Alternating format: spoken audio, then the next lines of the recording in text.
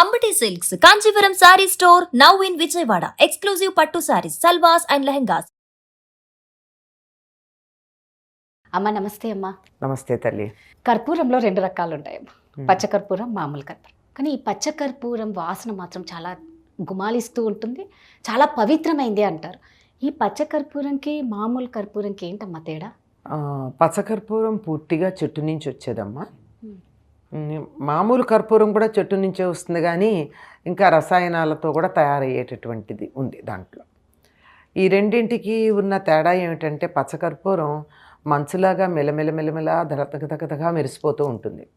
మనం కర్పూరపు బిళ్ళలు చేసుకునేటప్పటికల్లా అందులో కొద్దిగా వ్యాక్స్ కలిపేటప్పటికి అది ఆ రంగు ఉండదు, కానీ ముద్ద కర్పూరంగా కనుక తీసుకున్నట్టే మెరుస్తూ కనపడుతూ ఉంటుంది. ఇది హారతి ఇస్తారు కనుక దీనికి హారతి కర్పూరం అంటూ ఉంటాం. ఇది పచ్చకర్పూరం అన్నది చాలా విలువైనటువంటిది, ఖరీదు కూడా ఎక్కువ. ఇది పచ్చకర్పూరం మామూలు కర్పూరం లాగా దగదగా మెరవదు, కొంచెం ఒపేక్ అంటారు. అంటే దాని నుంచి ఇలా చూస్తూ ఉంటే ఒకవైపు నుంచే కనపడుతుంది. మరి గ్లాసెస్ ఉంటాయి చూడమ్మా, అద్దాలు. కొన్ని అద్దాల్లో ఇటు అటు తేడా లేకుండా ఇటు అట అన్నట్టు ఒకే అద్దం లేనట్టు కనపడేది కాకుండా ఇటు నుంచి చూస్తే బయట ఉండే వాళ్ళకి లోపల వాళ్ళు కనపడరు, కానీ లోపల వాళ్ళకి బయట వాళ్ళు కనపడతారు, అట్లా అన్నమాట. అట్లా కొద్దిగా ట్రాన్స్పరెన్సీ తక్కువ ఉండేటట్టుగా ఉంటుంది. ఇది ఫ్లేక్స్గా బిళ్ళలుగా ఉంటుంది సహజంగానే. కొంచెం అచ్చమైన తెలుపు కాకుండా కొద్ది అందులో ఆఫ్ వైట్ అంటామే, కొద్ది పసుపు కలిపితే తెలుపులో ఎట్లా ఉంటుందో అట్లా ఉంటుంది. ఇది అలా పెట్టినట్టయితే ఆ కర్పూరం ఈ కర్పూరం కూడా ఉత్పతనం చెందుతాయి. ఉత్పతనం చెందడం అంటే గాలికే అవి ఆవిరైపోతాయి, అవి నీరు కారవు, ఏమవుతాయో తెలియదు, కింద ఏమీ మిగలను కూడా మిగలదు. అందుకే ఏదైనా అవశేషాలు లేకుండా పోతే ఏమంటే హారతి కర్పూరం లాగా హరించుకుపోయారు అంటారు. అంటే ఏమీ మిగలదు అసలు, కనీసం కింద ఇంత మసి కూడా మిగలకుండా ఉంటేనే అది నిజమైన కర్పూరం. మసి కట్టిందంటే అందులో మాలిన్యం ఉందని అర్థం. ఈ రెండింటికి ఆ లక్షణం ఉంది. ఈ పచ్చకర్పూరం మంచి పరిమళ ద్రవ్యంగా కూడా వాడతాం. మన మామూలు కర్పూరాన్ని దానికి వాడడం, హారతికి ఇస్తామే తప్ప తినడానికి వాడడం. పచ్చకర్పూరాన్ని లోపలికి తీసుకోవడానికి కూడా వాడతాం. ఎలాగా అంటే ఇంట్లో ఏదైనా మనం తీపి పదార్థాలు కనుక చేసుకున్నట్టయితే అందులో తప్పనిసరిగా కొంచెం పచ్చకర్పూరం వేస్తాం. చేత్తో ఇలా నలిపితే మెత్తగా పొడుమైపోతుంది. ఆ పొడుమైపోయినప్పుడు ఆ పచ్చరంగు కూడా తెల్లగానే ఉంటుంది, అంటే దట్టంగా ఉంటే అట్లా ఉంటుందన్నమాట. దాన్ని అలా గనక వేసినట్టయితే సాధారణంగా దాన్ని ముందర వేడి చేయక్కర్లా, అంతా అయిపోయిన తర్వాత ఇంకా దింపబోయే ముందు వేస్తారు. ఆ గుమగుమలాడుతూ ఉంటుంది. గుమగుమలాడడంతో పాటు ఇది తిన్నదాన్ని తేలిగ్గా జీర్ణమయ్యేట్టు చేయగలుగుతుంది. దానితో పాటుగా తొందరగా పాడవకుండా నిలవ ఉండేట్టు చేయగలదు. పచ్చకర్పూరం కనుక వేసినట్టయితే దాంతో తయారు చేసినటువంటి తీపి పదార్థాలు, మిఠాయిలు ఏవైతే ఉన్నాయో ఇవి తొందరగా పాడవు. అందుకే తిరుపతి లడ్డూల్లో పచ్చకర్పూరం వేస్తారు. ఈ పచ్చకర్పూరం వేయడం వల్ల లడ్డు మనం తిరుపతిలో కొనుక్కుని 3 రోజులు 4 రోజులు ప్రయాణం చేసి ఇంటికి వచ్చాక అప్పటికి కూడా పాడవదు. బంధువులు ఎవరో వస్తారు, అయిన వాళ్ళకి ప్రసాదం పెట్టాలి అనుకుంటే కూడా 4 రోజులు ఆపితే కూడా పాడవకుండా ఉండడానికి కారణం అందులో పచ్చకర్పూరం వేయడం. ఈ పచ్చకర్పూరం ఇంతగా నిలవ ఉంచేటటువంటి గుణం ఉంది. ఈ కారణంగా భగవద్రామానుజుల శరీరానికి 6 నెలలకు ఒకసారి పచ్చకర్పూరపు పూత పూస్తారు. ఇప్పటికీ ఉంది ఆయన శరీరం శ్రీరంగంలో. 6 నెలలకు ఒకసారి ఆ శరీరం మీద ఉన్న కర్పూరాన్ని తీసేసి పచ్చకర్పూరాన్ని మళ్ళీ కొత్తగా పూత పూస్తారు. అది పాడవకుండా ఉంటుంది. దేన్నైనా సజీవంగా, అంటే ప్రాణం ఇవ్వలేదు కానీ ప్రాణం ఉన్నట్టుగా పాడైపోకుండా, కుళ్ళిపోకుండా, చెడిపోకుండా ఉంచగలిగినటువంటి లక్షణం పచ్చకర్పూరానికి ఉంది. అందువల్ల మనం తినే పదార్థాల్లో అది కనుక వేసుకున్నట్టయితే తొందరగా పాడవకుండా ఉంటుంది. ఇంకొక విశేషం, వెంకటేశ్వర స్వామికి తిరునామం అలంకరిస్తారు కదా. తిరునామంలో చుట్టూ తెల్లగా ఉంటుంది, మధ్యలో ఎర్రని నామం ఉంటుంది. ఆ తెలుపు దేంతో చేస్తారంటారు? పచ్చకర్పూరపు పొడి. ఆ పచ్చకర్పూరపు పొడితోనే ఆయన తిరునామాన్ని అలంకరిస్తారు ఆయనకి. అంటే ఇప్పుడు మీరు మామూలు కర్పూరం అయితే తొందరగా హరిస్తుంది అంటారు, ఈ పచ్చ కర్పూరం అయితే అలా ఉండదా అమ్మ? హరిస్తుంది, అది కూడా హరిస్తుంది.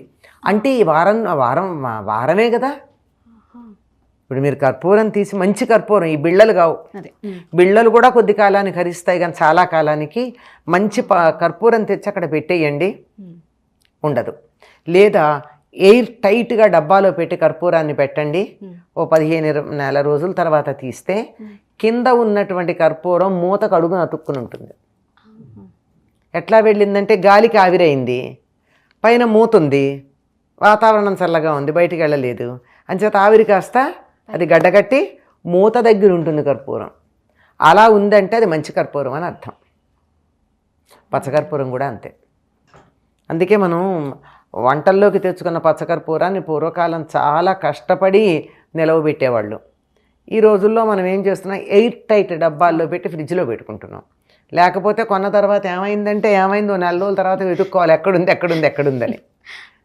తర్వాత మనం వక్కపొడి ఒకటి ఉంది కదా మనకి, తెలుగు వాళ్ళు తమిళియన్స్కి చాలా మంచి అలవాటు అంటామో చెడు అలవాటు అంటామో తెలియదు, కానీ ఒక అలవాటు. అందులో కూడా సుగంధ ద్రవ్యాల్లో ప్రధానంగా వాడేది పచ్చకర్పూరం. తాంబూలంలో కూడా తప్పనిసరిగా పచ్చకర్పూరం వాడతారు, చిన్న పలుకు. ఈ పచ్చకర్పూరం పలుకు పుదీనా పువ్వు అని చెప్తాం, మింట్ అంటాం, క్రిస్టల్స్ ఉంటాయి అవి. ఆ మింట్ క్రిస్టల్ ఒకటి, ఈ పుదీనా పువ్వు అనేది మింట్ క్రిస్టల్. తర్వాత ఈ పచ్చకర్పూరం 2 కలిపి అరచేతులు వేసి ఇలా కలపండి, 2 కలిపి నీళ్ళు అయిపోతాయి. కొంచెం సేపటికి ఆ నీళ్లు కూడా ఉండవు, అక్కడ ఆవిరైపోతాయి. బాగా తలనొప్పి ఉన్నటువంటి వాళ్ళకి పూర్వకాలం ఇళ్లల్లో అంతే చేసేవాళ్ళు. పచ్చకర్పూర పలుకు ఒకటి, ఈ పుదీనా పువ్వు పలుకు ఒకటి కలిపి అరచేతుల్లో ఇట్లా వేసుకుని ఈ 2 కణతలకి ఇలా అంటించేసి, ఇంకా కావాలంటే కాసేపు ఇలా కూడా పెట్టి అంటే ఒక 5-10 నిమిషాల్లో తలనొప్పి తగ్గుతుంది. అమ్మంటే ఇది ఇప్పుడు మీరు అన్నారు కదా, మనం తిండిలో కూడా వేసుకోవచ్చు ఆహారం, అంటే దానికి ఒక మోతాదు అనేది ఉంటుందేమో. ఉండే వాళ్ళకి తెలుస్తుంది. మరీ ఎక్కువ వేస్తే ఘాటు ఎక్కువగా ఉంటుంది, ఎంత ఘాటున్నా వాసన అంతే ఉంటుంది. వాసనలో ఎక్కువతో ఇప్పుడు 10 గులాబీ పూలు పెట్టినా, 100 గులాబీ పూలు పెట్టినా, 1 గులాబీ పువ్వు పెట్టినా గులాబీ వాసనలో దట్టం ఉండదు. ఎక్కువ దూరం వ్యాపించడంలో తేడా ఉంటే ఉండాలి. కానీ 1 గులాబీ పువ్వు వాసన ఉంటే కొంచెం ఉండి, 2 గులాబీలు గట్టిగా ఉండి, 10 గులాబీలు ఉంటే మనం భరించలేనంత గులాబీ వాసన ఉంటుందని ఏం లేదు కదా, లేదు, అంతే లెక్క. అట్లా ఉంటుంది. ఈ ఒక్కపొడిలో కూడా తప్పనిసరిగా అన్ని రకాలైనటువంటి పదార్థాలు, అందులో సుగంధ ద్రవ్యాలు వేస్తారు కదా, యాలక్కాయలు, లవంగాలు, తర్వాత ఇంకా అనేక రకాలైన సుగంధ ద్రవ్యాలు ఉన్నాయి. కొన్నిటి పేర్లు మన వాళ్ళకి చాలామందికి తెలియని కూడా తెలియవు. జాజికాయ, జాపత్రి, ఒక ప్రత్యేకమైనటువంటి లవంగం వేరే ప్రత్యేకం, ఇలాంటివన్నీ కలిపి చక్కగా మంచి నేతిలో వేయించి వాటిని పొడుంచేసి, ఆ పొడుము అలా ఉండగా ఈ పచ్చకర్పూరమును పుదీనా పువ్వు కలిసి నలిపేసి దాంట్లో కలిపేస్తారు. కలిపి అది ఒక పలుకుల్లో కలుపుతారు. ఇళ్లలో తయారు చేసుకునేవాళ్ళు పూర్వకాలం. ఇలా చేయడమే కాదు, అన్నం తిన్నాక తాంబూలం వేసుకునేటప్పుడు తప్పనిసరిగా పచ్చకర్పూరం వాడేవాళ్ళు. ఆకులు, చక్కని ఆకులు తెచ్చుకుని దాన్ని తుడిచి సున్నం రాచి, ఆ సున్నం రాచిన తర్వాత వక్కలు దాని మీద పెట్టుకుని, ఆ వక్కలతో పాటు యాలక్కాయ, లవంగం, ఇలాంటివన్నీ, జాజికాయ, జాపత్రి, ఇంకా గులాబీ రేకలు, కాచు, ఇంకా చాలా పదార్థాలు, కస్తూరి, దాంతో పాటుగా కర్పూరం. వీటి పాళ్ళు తేడా ఉంటాయి. ఇందాక అడిగారు కదా ఎంత మోతాదు ఏంటని, అది చెప్పలేం. కానీ దీంట్లో ఒకప్పుడు తెలిసేదట. మనుచరిత్రలో చెప్తాడు, అక్కడ నుంచి ఒక మంచి తాంబూలపు వాసన వస్తుంది, అక్కడ ఒక స్త్రీ ఉన్నట్టు నేను గమనించాను అని. ఎట్లా తాంబూలపు వాసన బట్టి? అందులో కర్పూరపు వాసన ఎక్కువ ఉందట. దానిని బట్టి, ఆ పాళ్ళని బట్టి, ఆ వాసనని బట్టి కర్పూరము, కస్తూరి, వాటి పాళ్ళు ఎలా ఉన్నాయో చూసి అది స్త్రీ వేసుకున్న తాంబూలం అని వీళ్ళు గుర్తించారట. మనం చెప్తాం కదా, కారాకిళ్ళి వేసుకుంటే ఆడపిల్లలు అనుకోం కదా, అనుకోము. హారతి కర్పూరం కలిసిందంటే అది ఆడపిల్ల. హారతి కర్పూరం కలిస్తేనా? హారతి కాదు, మామూలు పచ్చకర్పూరం. అది అందులోనూ మనం ఇక్కడ అనుకుంటున్నాం. మనకి తెలియడానికి ఉదాహరణ చెప్పా, కానీ ఇలాంటి పిచ్చి తాంబూలాలు వేసుకునేవాళ్ళు కదా పూర్వం. ఇదంతా ఆరోగ్యాన్ని చెడగొట్టేవి. అవి చక్కగా ఉండేవి, ఆరోగ్యాన్ని పెంపొందించేవి, చక్కగా ఉండేవి అవి. అలా తప్పనిసరిగా పచ్చకర్పూరం మన నిత్య జీవితంలో ఆహారంలో ఉపయోగపడేటటువంటి, ఆరోగ్యాన్ని పెంపొందించేటటువంటి, జీవశక్తిని నిలబెట్టేటటువంటి ఒక సుగంధ ద్రవ్యం. అమ్మవారికి హారతి ఇచ్చేటప్పుడు కూడా పచ్చకర్పూరంతో ఇచ్చే పద్ధతి ఉంది. పచ్చకర్పూరంతో, మామూలు కర్పూరంతో కాక ఈ పచ్చకర్పూరంతో హారతిస్తారు. అది చాలా విశిష్టమైంది.